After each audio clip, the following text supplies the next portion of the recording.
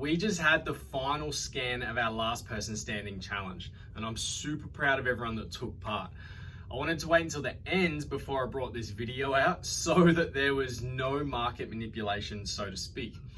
And from day one, this challenge has been about hitting the 100-point mark for me, just so I could seal off this video with my tips on how to increase them. But I ended up getting 99, so that will have to suffice. Let me take you through my tips to enhance your body composition and improve upon your Inbody score to help you out. The first point in knowing what changes you need to make once you've had a score done, they're located here in weight control. Keep in mind that this section is a machine mathematical equation to the scan that it just read, and it is your healthy ranges. I've seen some of the numbers look ridiculous here, so do not take them literally. It should just be a guide on which direction to travel. Tip number 1, lose the unuseful weight.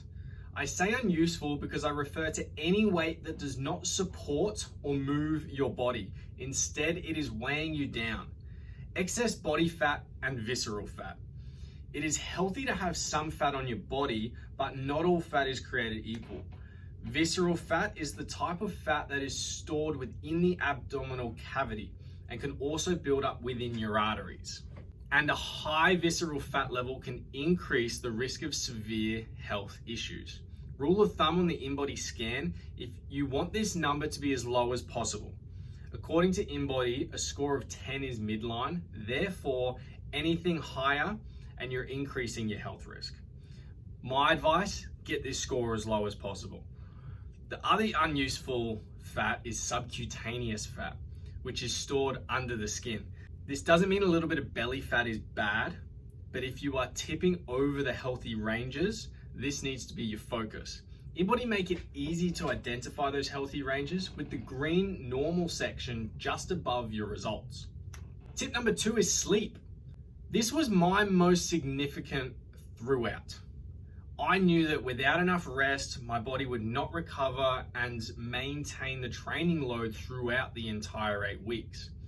The same goes for anyone. If you do everything else right, but you don't get enough sleep, that can dramatically impact your performance during training and then negatively affect your score. I made sure I was in bed by 10 p.m. I refused to wake up for anything before 6 a.m. so that I maintained adequate sleep. And this is probably the easiest tip I can give because who doesn't love sleeping? We don't repair muscles while exercising. That is where we break them. It is during sleep that we repair muscles, and your body can make progression. A lack of rest can throw your body into survival mode, which just means more stress, which is actually tip 3. You need to reduce your stress. Stress has a lot of impact on body composition, especially chronic stress. The hormone cortisol is the bad guy that I'm going to talk about here. Too much cortisol can limit your body's ability to use that subcutaneous fat that I mentioned before as energy. Now, too much exercise, negative thinking, lack of recovery, so lack of sleep, for example, an overly processed diet, all sure ways to keep your cortisol raised. Sleep, relaxed breathing, hydration, fuel, maintaining a regular exercise routine, and just chilling are all ways of reducing your stress levels. It's good to work out to make changes, but the most change comes from the adequate downtime between your workout routines. Tip number 4, get muscle on that body of yours.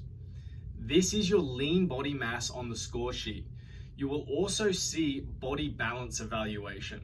Now, this is a quick way to know where you can gain easy muscle to balance the body and increase that score as fast as you can. However, if all of these columns are balanced, then maintain the full body resistance training workouts that you've been doing and just progressively overload. With putting on muscle, time is your friend. You can't gain it too quickly. Make sure you're eating enough protein and you're putting the required stimulus on all of the muscles that you want to grow and get stronger for it to do so. Number 5 is how you train. Now, this is a game of body manipulation, and the best way to do that is resistance training.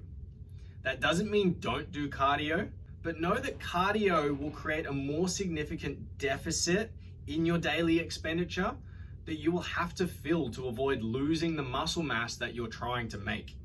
I've always told clients that you do cardio to get better at cardio, not body manipulation.